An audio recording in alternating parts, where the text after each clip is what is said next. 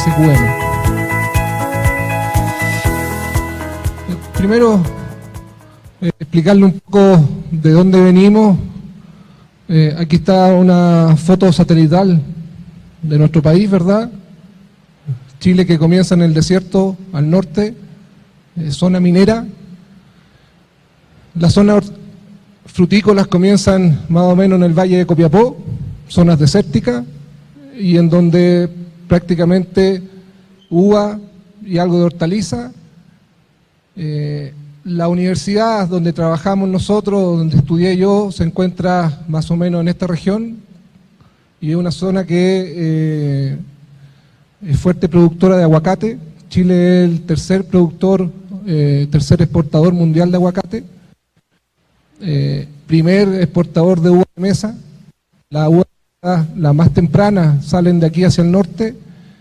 Tiene un mercado interesante de mandarín, de exportación, y obviamente un mercado muy interesante de abastecimiento de hortalizas a todo lo que es Santiago y las regiones más importantes de la capital, con invernaderos de madera. No son como los que ustedes tienen acá, pero digamos ahí se desarrolló el fertirriego y los riegos por goteo o los riegos presurizados.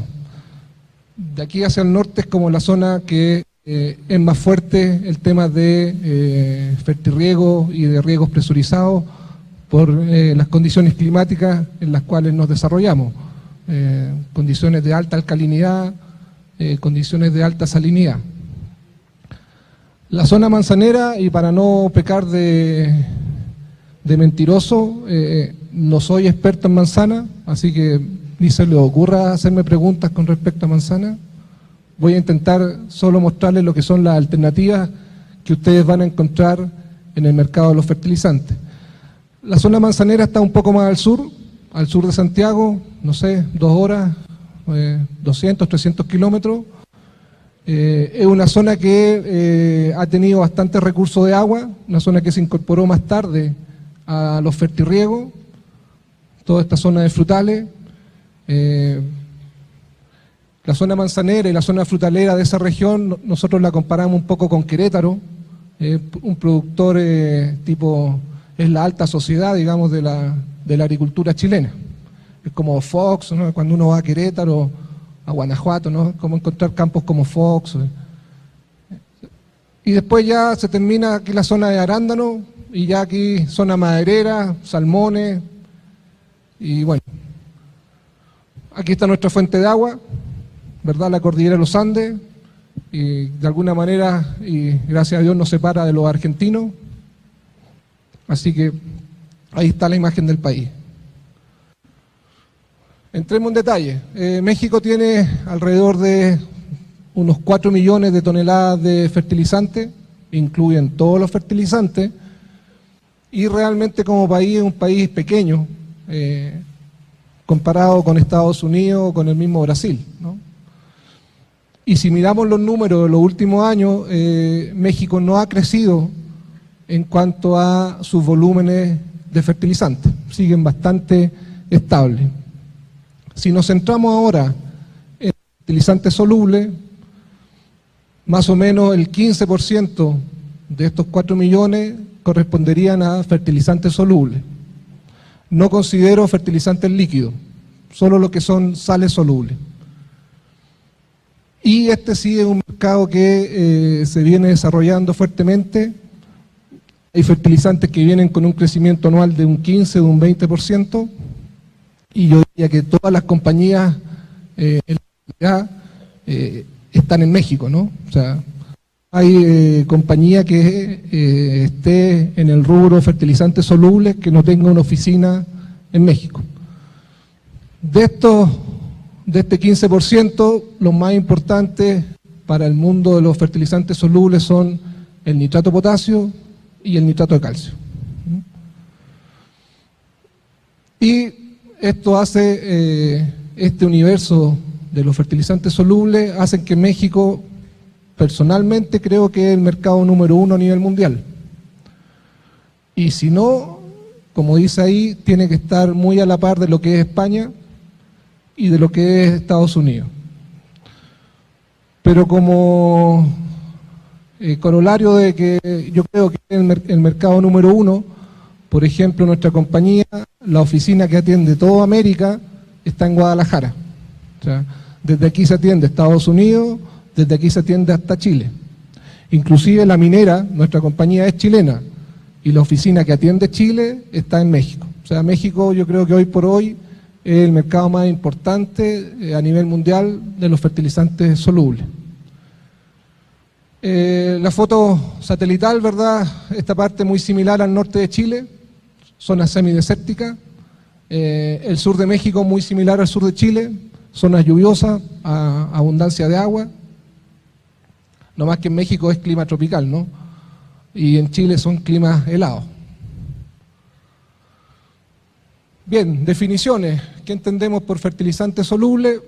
Fertilizantes son sales que en este saco no presentan carga eléctrica, pero que una vez que entran en contacto con el agua de riego o con el agua del suelo, se disocian. Y entonces dejan formas iónicas, o sea, nutrientes que tienen carga eléctrica.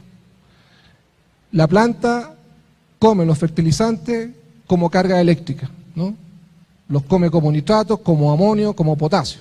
No los come como están en los fertilizantes, sino que el fertilizante necesita ser disociado. Cargas positivas, los llamados cationes, ya mencionaron en la plática anterior, hay competencia entre ellos, potasio, calcio, magnesio, sodio, amonio, compiten entre ellos. Cargas negativas, llamados aniones, compiten entre ellos, principalmente nitratos con cloruro, fosfato.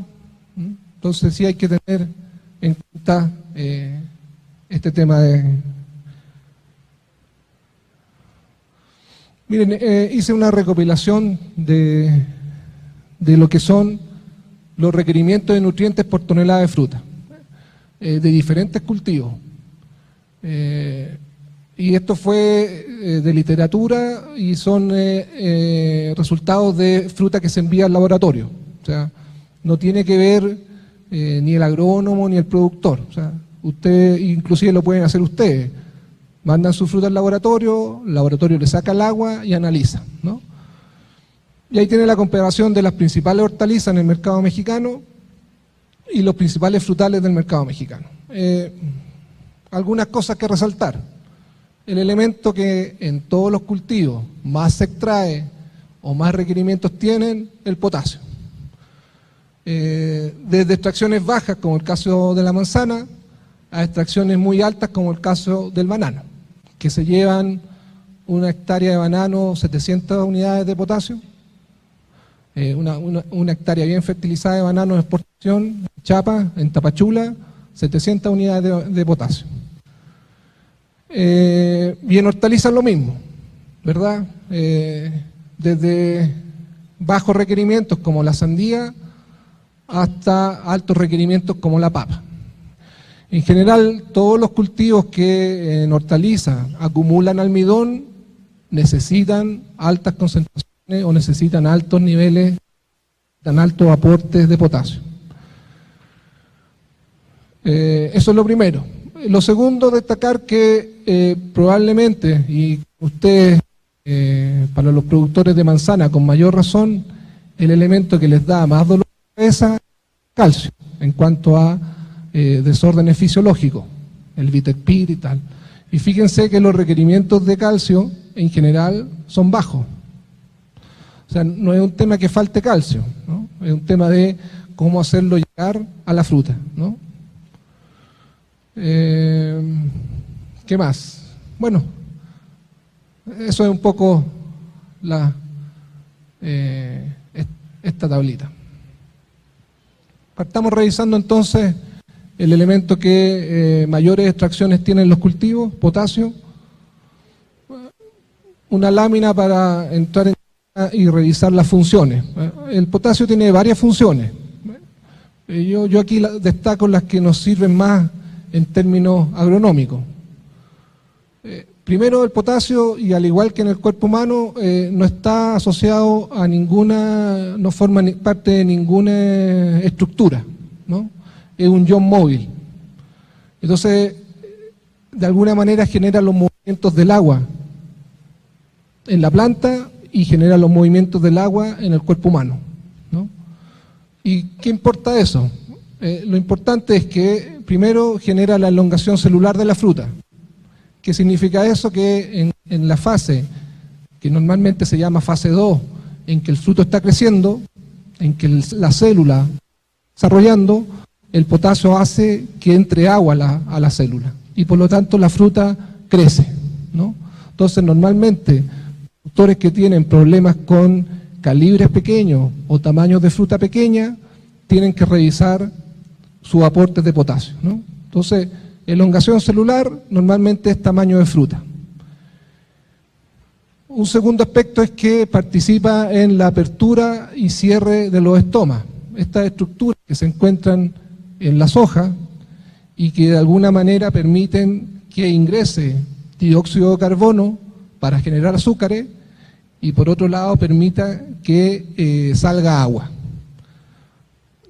¿Cuál es lo importante de esto? Estoma abierto significa que la planta está sintetizando azúcares y que se está refrigerando.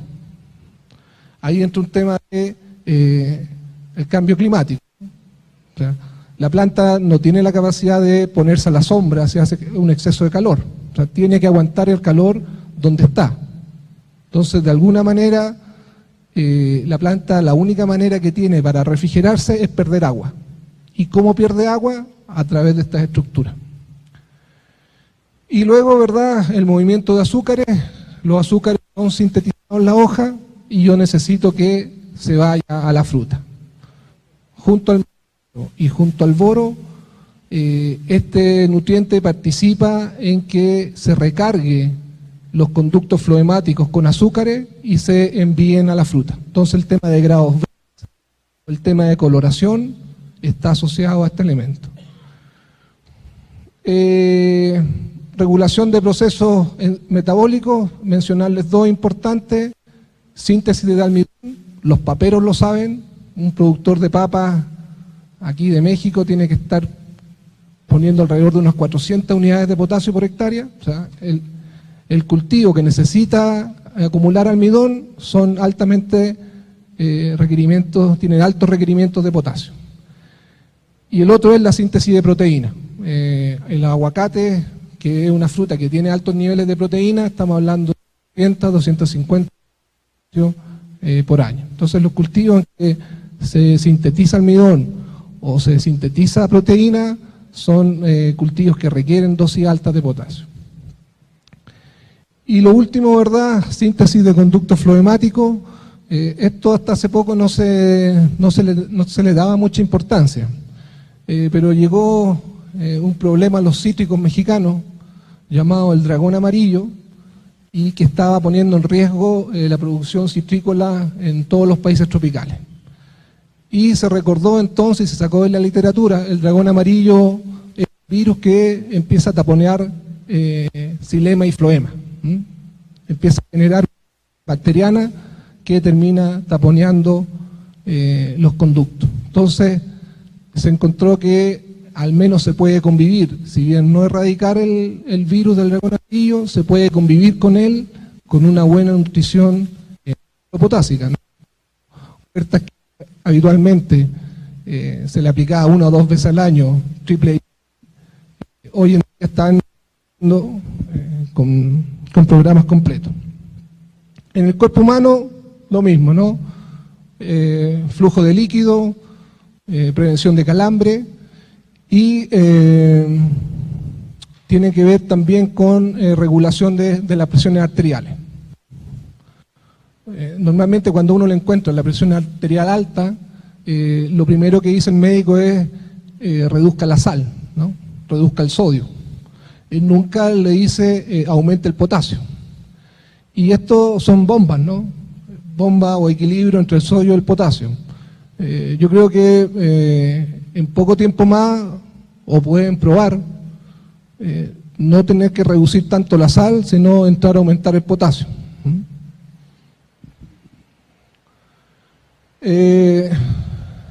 Síntomas de deficiencia de potasio en hoja. La primera son, ¿verdad? Recuérdense que la planta se regula eliminando agua desde los estomas. Si estos estomas están cerrados por falta de potasio, la planta comienza a aumentar su temperatura interna. Entonces, los primeros síntomas de deficiencia de potasio son estas hojas que parecieran deshidratadas y no están deshidratadas.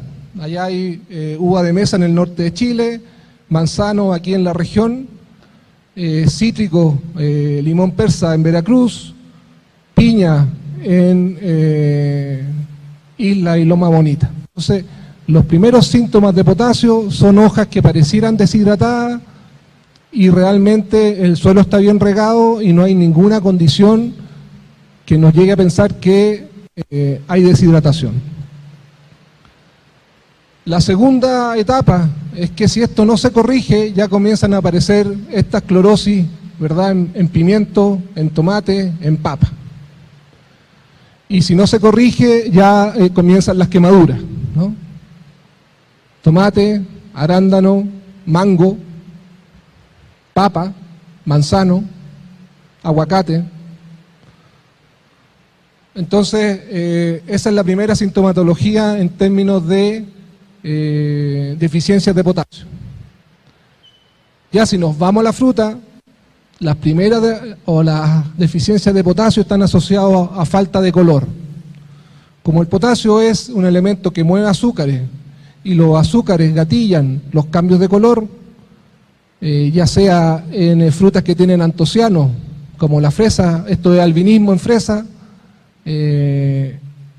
uvas rojas o uvas negras con pobre coloración, manzanas con problemas de coloración, ¿verdad? Y frutas que tienen también presencia de licopeno, tomate, blotchin, ¿verdad? Problema de coloración en tomate. Cuando tengan problemas de coloración, vale la pena revisar cuáles son mis aportes de potasio, ¿no? Ahí ya son deficiencias asociadas a la fruta. En el mercado van a encontrar 4 opciones solubles de potasio. Este es un mercado el más importante de los solubles en México. Estamos hablando de que entre todos estos potasios pueden andar entre las 160 o 170 mil toneladas, un mercado muy atractivo para las empresas.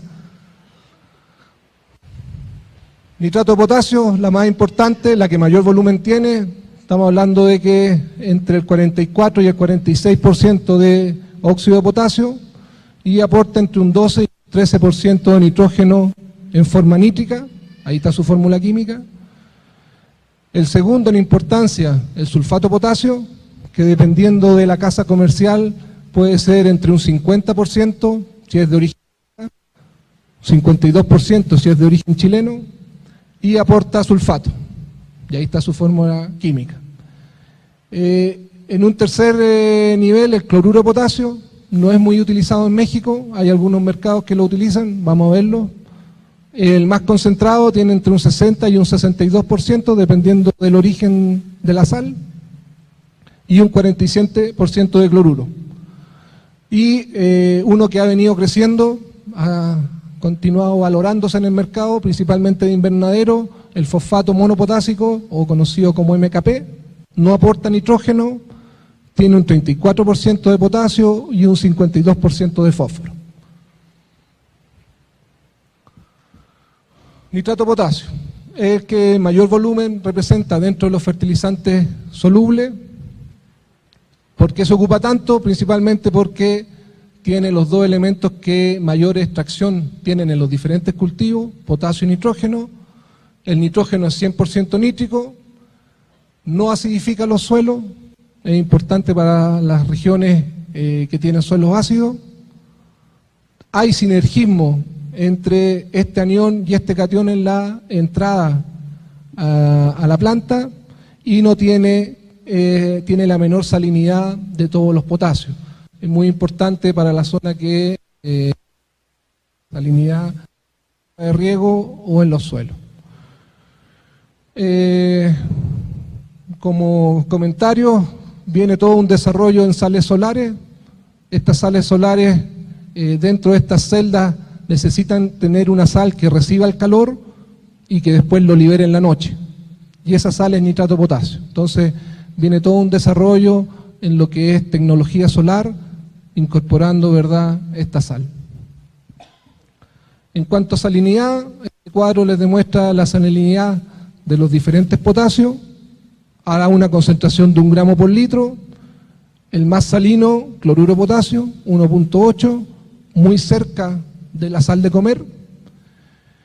Y el menos salino, ¿verdad?, nitrato de potasio, por eso se adapta también a los mercados desérticos o de aguas con alta cantidad de sales.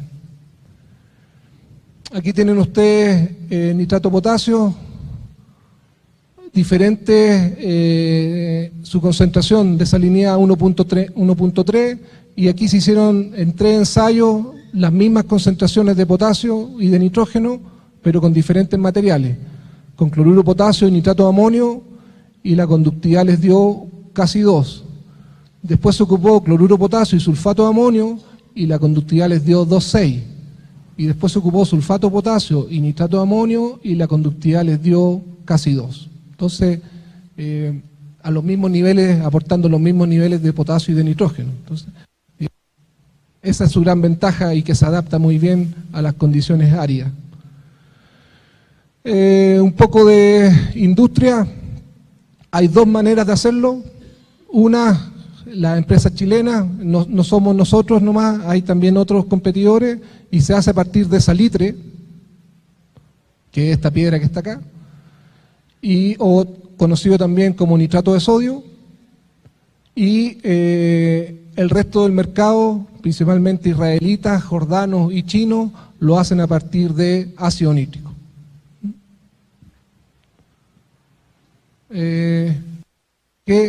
Nuestro país es un país minero, su economía depende del precio del cobre, pero en el siglo XIX su economía dependía del salitre.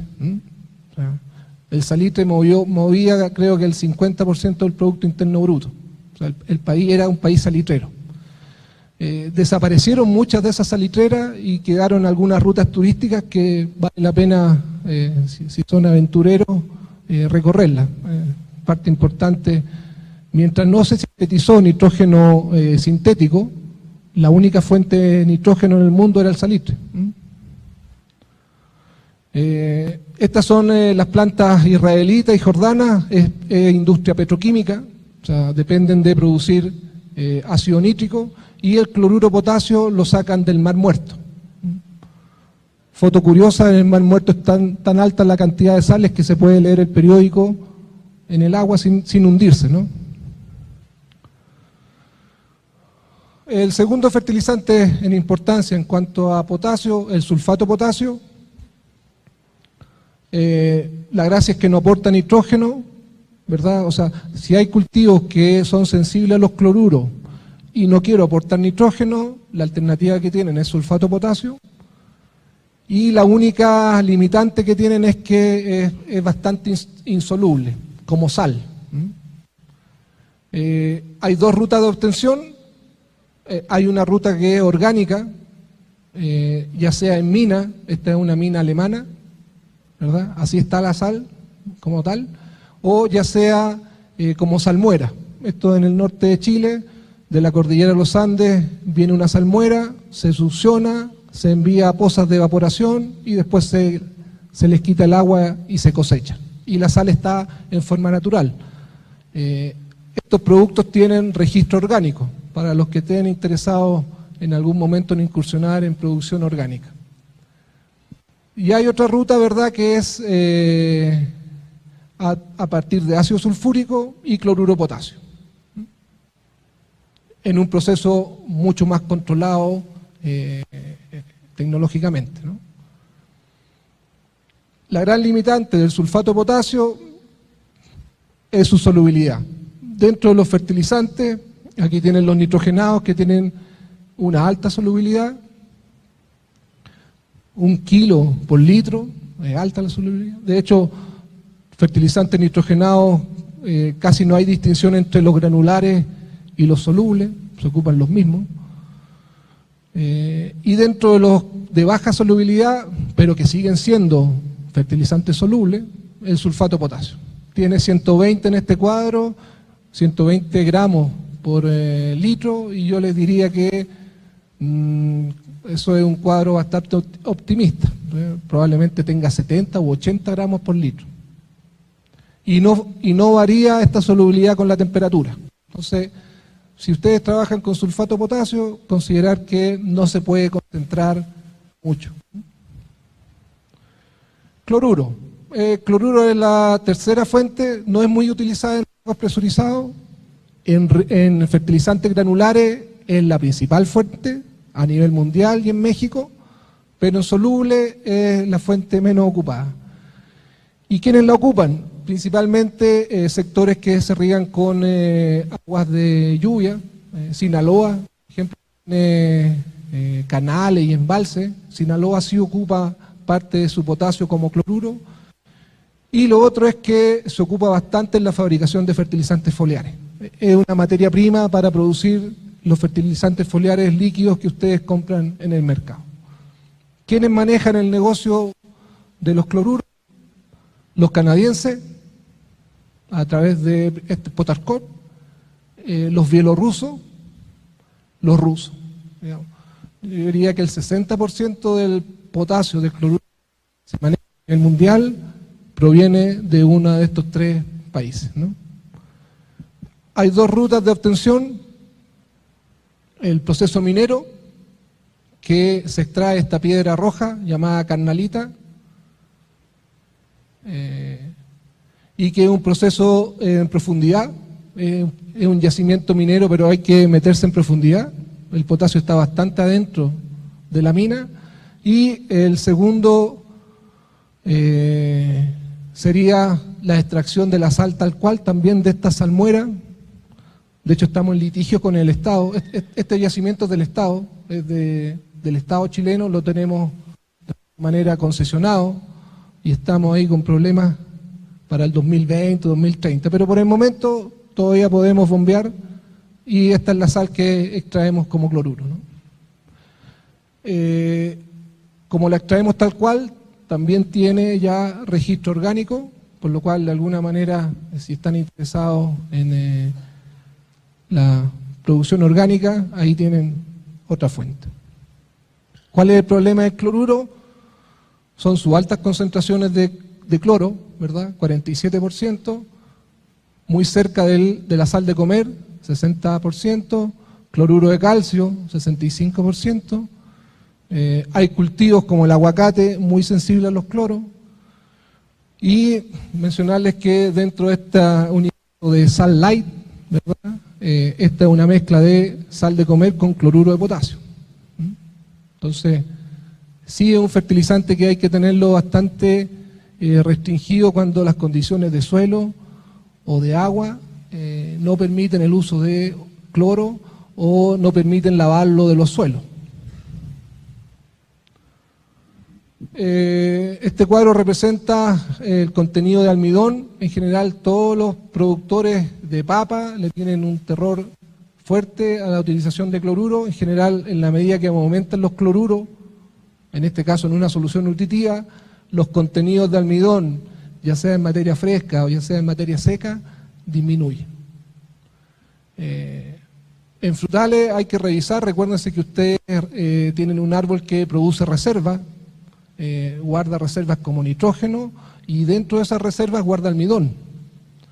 Entonces también hay que revisar el tema de las reservas, ¿no? ¿Cómo me afecta el uso de cloruro en los niveles de almidones que yo voy a reservar de una temporada a la otra? Nitrógeno. En el caso del nitrógeno, casi nadie, diríamos que nadie está preocupado de deficiencias de nitrógeno, ¿no? Es muy difícil que uno encuentre huertas con deficiencias de nitrógeno. De hecho, en la presentación anterior, cuando mostraban los cuadros de valores de nitrógeno en fruta, yo alcancé a ver 20 registros. Habían 5 registros que estaban, o sea, había un 25% de los registros que estaban sobre el nivel máximo. Y había solo un registro que estaba bajo el nivel mínimo. O sea, el problema, inclusive, donde están monitoreados, como el caso anterior, no son las deficiencias. Olvídense, y si quieren ver deficiencias de nitrógeno, probablemente ya solo queden en los libros. El problema entonces es el exceso de nitrógeno, ¿no? O sea, son los excesos, problemas de calidad de fruta en aguacate, esta fruta arándano, fíjense que la fruta ya cuajó y por desbalance nitrogenado volvió a brotar. O sea, el productor de arándano tiene una ventana. El productor de arándano mexicano tiene que entrar en una ventana. Esto es fatal, porque ya estaba preparando la cosecha y se volvió vegetativa. Fíjense, uva de mesa con problemas de exceso de vigor, frambuesa con problemas de exceso de vigor. Entonces, el tema del nitrógeno no pasa por la gestión de preocuparme por las deficiencias. El tema del nitrógeno pasa por evitar los excesos. Entonces, una vez, ¿verdad?, regular la cantidad y después tengo que definir qué tipo de nitrógeno. El nitrógeno es el único elemento en que la planta lo puede absorber en sus dos formas iónicas. Por ejemplo, el potasio es un catión, ¿verdad? El calcio es un catión y lo toma como tal. En el caso del nitrógeno, la planta lo puede tomar como catión o como anión, ¿no? Como catión se llama amonio, como anión se llama nitrato. Entonces, cuando uno realiza los programas, tiene que definir qué forma de nitrógeno yo voy a preferir en el programa, ¿no? Y eso va a depender, obviamente, de los tipos de suelo, de los antagonismos. El amonio es muy fuerte, es un antagonista muy fuerte para el caso de ustedes del calcio, en fin. Entonces hay que revisar una serie de cosas antes de tomar la decisión de qué tipo de nitrógeno yo aporto. Excesos de nitrógeno, malas coloraciones, frutos huecos, pardeamiento interno, malas cuajas en uva de mesa, ¿verdad? Cítrico, limón, problemas en piña, ojo abierto que le llaman, problemas de firmeza en las bayas, intoxicación en tomate asociado a bajas temperaturas. Excesos de nitrógeno generan excesos de ácido al interior celular. El más peligroso es el ácido oxálico. ¿Qué hace la planta? Para que no exista este ácido oxálico, lo precipita como oxalato de calcio. Cuando lo precipita como oxalato de calcio, obviamente la planta saca calcio de las paredes celulares de la fruta. Entonces, excesos de nitrógeno generarán finalmente una menor condición de la fruta, ¿no? Este oxalato de calcio ocupó calcio que estaba formando estructura, entonces la fruta se debilita. Lo mismo ocurre en el cuerpo humano. Excesos de nitrógeno, alimentación ácida, se genera ácido oxálico y hay que precipitarlo y se precipitan como oxalatos de calcio. No más que, lamentablemente, nosotros no tenemos células y lo que tenemos que hacer para los que tienen cálculos renales es botarlo, ¿no? Con el consiguiente dolor que significa tirar esta piedra por las vías urinarias, ¿no? Entonces, efectos de la alimentación ácida, generación de cálculos renales, y por eso que viene toda esta onda y la literatura de cambiar la alimentación ácida, volvernos a comer comidas alcalinas, vegetales. Todos los nitrógenos son industria petroquímica, no es industria minera. Los potasios son industria minera. Los nitrogenados necesitan la industria petroquímica. O sea, necesitan gas natural, industria petroquímica, y captan nitrógeno de la atmósfera para formar el elemento base de todos los fertilizantes nitrogenados, el amoníaco, que en algunos casos, ¿verdad?, lo aplican, en algunas zonas todavía lo aplican como tal. Es un gas que se pierde, ¿verdad?, y en Sinaloa, en cultivos de maíz, todavía lo inyectan como tal. Este es el señor que inventó el amoníaco y que terminó con la industria salitrera de Chile. Recuérdense que antes que hubiera amoníaco, todas las fuentes nitrogenadas dependían de los guanos de Perú o del salitre chileno. Y este señor nos dio en la torre. Alternativa. El más utilizado a nivel granular dentro de los fertilizantes solubles es la urea, que tiene un 46% de nitrógeno amídico, no es ni amonio ni es nitrato, necesita pasar una serie de conversiones en el suelo para convertirse a formas asimilables por la planta. Es un fertilizante bastante ineficiente, se ocupa bastante poco en los sistemas de riego presurizado. Por eso que les presenté la primera lámina, porque sé que en la presentación anterior hablaron de urea, pero es una zona que no tiene mucha relación con las zonas desérticas, ¿no? En general, zonas desérticas, zonas de altas temperaturas, de pH alcalino, la urea es bastante ineficiente, se pierde, se lixivia y se volatiliza. Es tal así que hay una revolución en la urea y han salido productos que intentan mejorar su eficiencia. Lo han recubierto con azufre y cera para que dure un poco más, le han puesto polímero para que permanezca y no se volatilice tanto, inclusive le han puesto lo que se llama agrotein, algunos inhibidores de este compuesto ureasa. Entonces, hay tecnologías nuevas incorporadas a la urea, la pueden encontrar, se lo menciono como cultura, ¿no? No es un fertilizante que abunde en los sistemas de riego presurizado. Pero si ustedes tienen grano, ya hay tecnologías que mejoran la eficiencia de este fertilizante. El segundo, sulfatos de amonio, provienen de la unión de ácido sulfúrico con amoníaco. Me vuelvo a, esta es la base, ¿no? Normalmente viene al 21%. Es un fertilizante también bastante ineficiente y al igual que la urea, ha tenido algunos aditamentos o algunos aditivos que la han hecho más eficiente, algunos inhibidores de la nitrificación, y dentro de eso podemos encontrar en el mercado al menos 3. El más conocido, el DMPP. Entonces, sulfato de amonio tampoco muy utilizado en riegos presurizados, con baja eficiencia en sus aplicaciones, pero ya hay por lo menos tecnología que pueden mejorar la eficiencia de este producto. La otra fuente de nitrógeno, y esta sí es bastante ocupada en los riegos presurizados, son los nitratos de amonio, que en el caso de México no puede circular como nitrato de amonio, es mitad nitrato y mitad amonio nomás. Y para poder circular en México necesita tener un aditivo más. Entonces existe el fosfonitrato, que tiene un poco de fósforo, un 3% de fósforo, y existe el sulfonit, que tiene un 6% de sulfato. Esto se hace a partir de ácido nítrico y amoníaco, ¿verdad? Y ahí forma el nitrato de amonio. Es un producto oxidante. Y ese es el problema de que en México no pueden existir el nitrato de amonio en forma pura, porque es explosivo.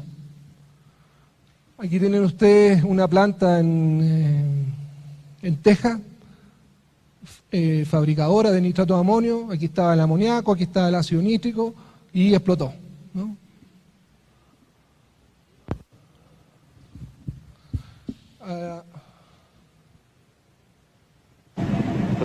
Esta es la planta, la misma planta que les mostré la foto. El video está en YouTube. Estos son fabricantes de nitrato de amonio.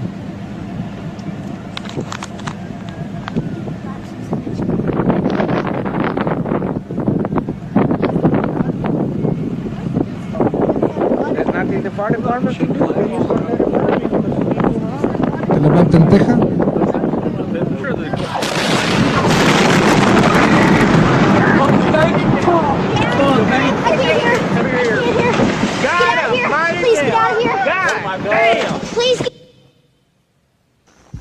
Y esto es hace un par de años en China. Esto no es una planta, estos eran contenedores con nitrato. Los chinos no declaraban que el producto era oxidante. Con eso podían llegar a un precio mucho más competitivo. También está en YouTube. Estos son contenedores.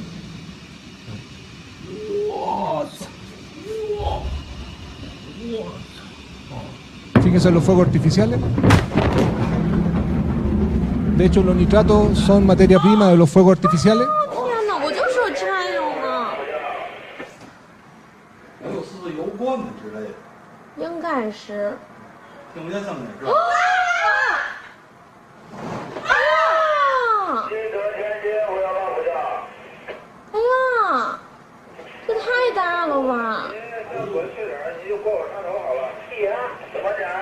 Ahí está diciendo, quisiera vivir en Chile mejor que en China. No manches. Está diciendo, no manches.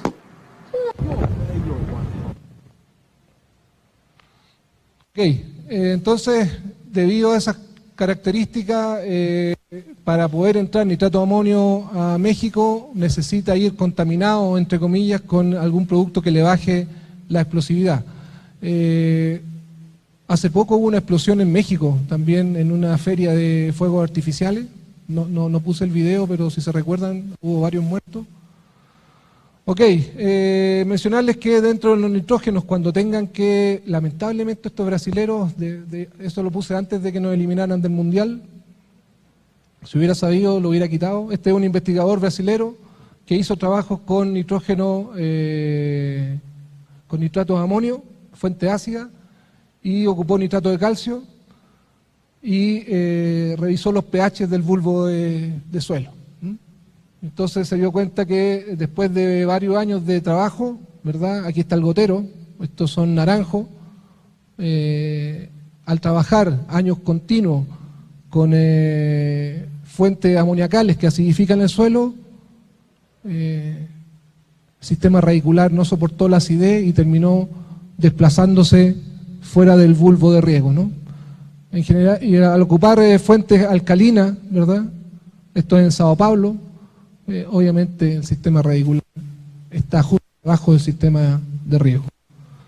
Y aquí está, empezó el año 2002, se dio cuenta que los primeros años la huerta no había diferencia entre ocupar una fuente que acidifica y una fuente que alcaliniza, pero después de 6-7 años ya comenzaron a verse diferencias en los rendimientos entre ocupar fuentes ácidas y fuentes alcalinas.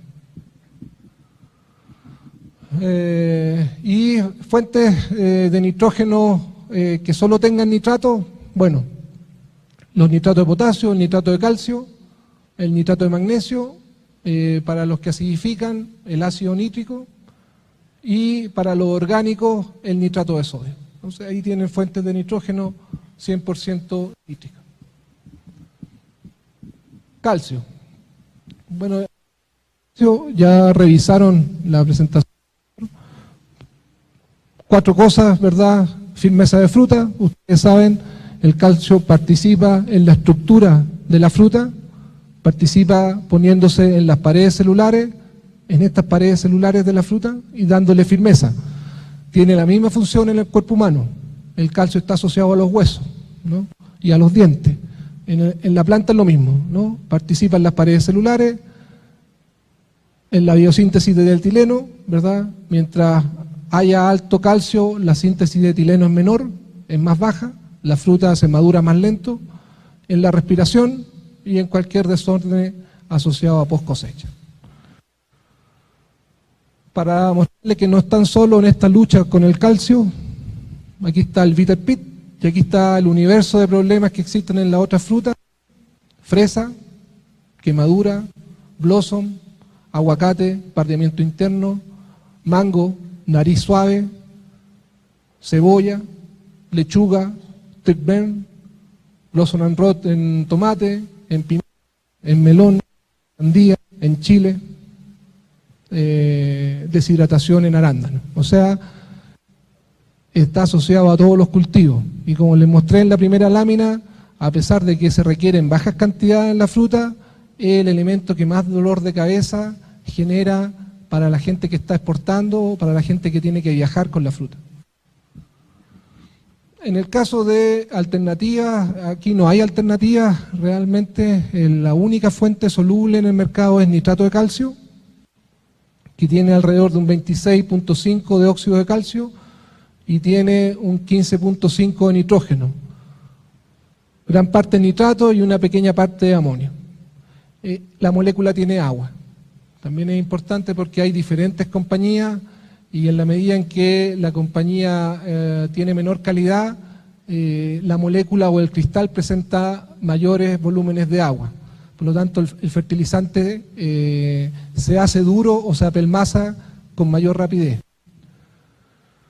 Y el otro fertilizante que no se ocupa mucho, debido a que es alto en cloruro, es el cloruro de calcio. Nomás se ocupa en algunos cultivos de especialidad que necesitan altos grados Brix, en el tomate uva, en el tomate cherry, y es la fuente principal para los fertilizantes foliares líquidos, ¿no? Entonces, en general, es la fuente más utilizada para los líquidos como materia prima.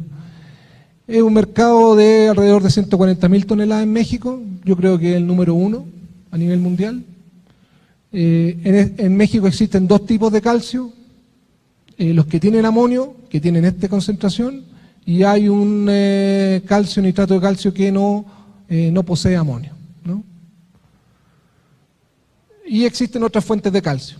Siempre considerar en sus programas de riego el calcio que trae el agua de riego, el mismo calcio que tienen los fertilizantes, así que descontar siempre que haya calcio en las aguas de riego, descontarlo de sus programas.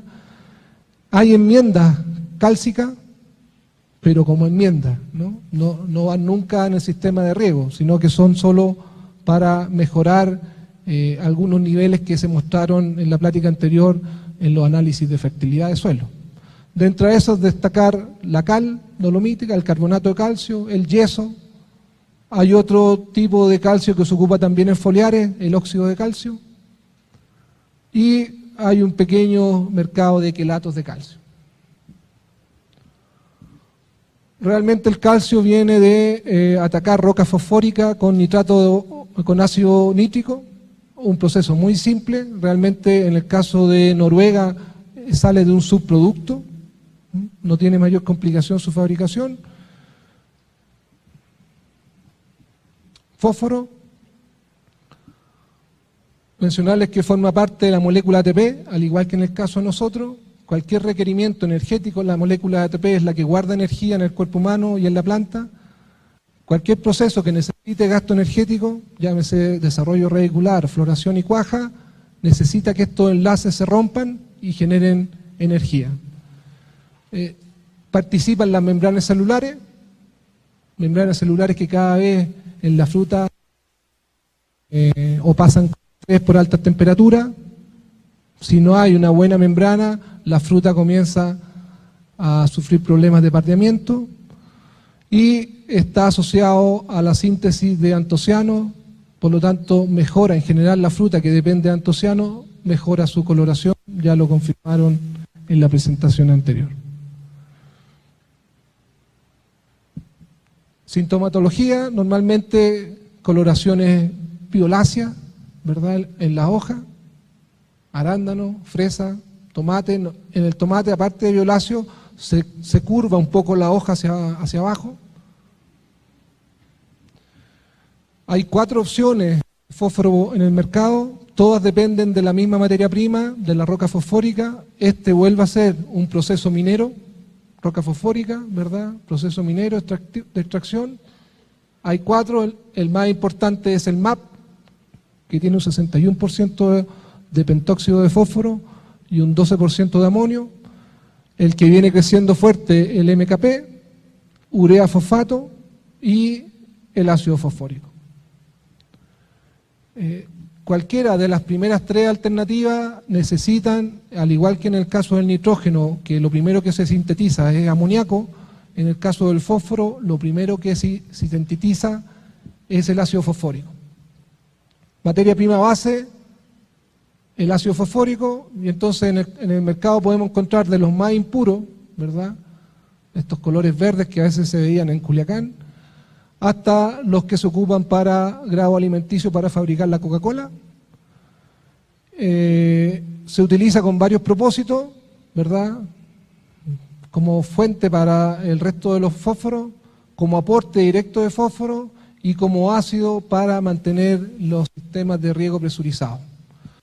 El gran inconveniente, y controlar el pH, ¿verdad? Neutralizar los bicarbonatos. El gran inconveniente del ácido fosfórico es su peligrosidad. O sea, manipularlo, fíjense que ahí está saliendo hasta humito, ¿no? Manipularlo para el encargado de riego es complicado, ¿no? Entonces, el ácido fosfórico proviene de la roca fosfórica atacada con ácido sulfúrico. Y entonces, el ácido fosfórico con diferentes combinaciones da el MAP, si se combina con amoníaco, si se combina con urea da el fosfato de urea, y si se combina con hidróxido de potasio da el MKP, ¿no?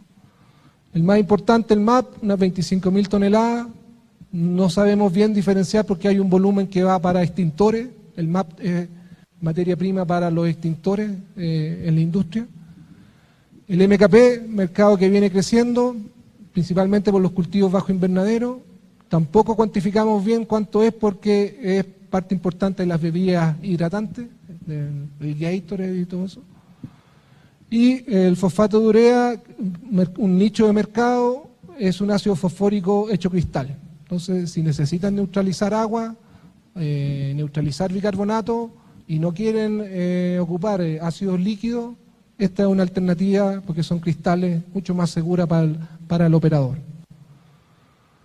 Ya para ir terminando, magnesio, importante componente del sistema fotosintético, ¿verdad? La clorofila, el magnesio está formando el núcleo central de la clorofila, tiene una estructura, una función en la pared celular, al igual que el calcio, y participa en la recarga de azúcares, junto al potasio y al boro. Entonces todo lo que tiene que ver con grados Brix y eso dependen del magnesio. Aquí les vuelvo lo mismo que el potasio. Cuando tengan hipertensión, reduzcan la sal, pero aumenten las comidas ricas en potasio y en magnesio. Deficiencia, para que vean que no están solos tampoco en esto, arándano, fresa. Aquí hay un trabajo de un investigador turco que estuvo la semana pasada ahí en Guadalajara, que demuestra que el magnesio participa en el movimiento de azúcares. Plantas que son deficitarias en magnesio no pudieron enviar azúcares desde la hoja a las raíces y obviamente las raíces quedaron más pequeñas, ¿no? Tomate, aguacate, manzana, vid, cítrico. Aquí dos alternativas, tampoco tienen mucho donde moverse. La más utilizada es el sulfato de magnesio, que trae un 16% de magnesio y trae azufre. La molécula trae agua, al igual que el nitrato de calcio trae agua, el cristal. Y dentro de esa, bueno, el principal, ustedes lo tienen que saber porque son vecinos, Peñoles, bueno, es el principal productor de sulfato de magnesio acá en México. Existen tres clases: el que tiene 7 moléculas de agua, el que tiene una molécula de agua, que es mucho más estable, más caro, pero más estable, y el que no tiene agua, que también ya es mucho más caro. Pero obviamente en la medida que el cristal tenga más agua, ese cristal o ese fertilizante dura menos, se apelmaza mucho más rápido. Nitrato de magnesio también ha ido creciendo el mercado, normalmente proviene de China, de Polonia, de Israel, mercados de invernadero y mercados de hortaliza. Es mucho más rápido en su efecto el nitrato de magnesio que el sulfato de magnesio. Otras fuentes de magnesio, también las aguas normalmente traen magnesio, habría que descontarlo de los programas. Hay enmiendas magnésicas, ni se les ocurra intentar meter una enmienda magnésica por el sistema de riego. Hay fuentes de magnesio para foliares, principalmente el óxido de magnesio, y también hay quelatos de magnesio. Las últimas dos láminas, ¿verdad? Todo tiempo pasado fue mejor, igual hay que adaptarse a las nuevas tecnologías, las tendencias, y nunca se den por vencidos, ¿no? Gracias.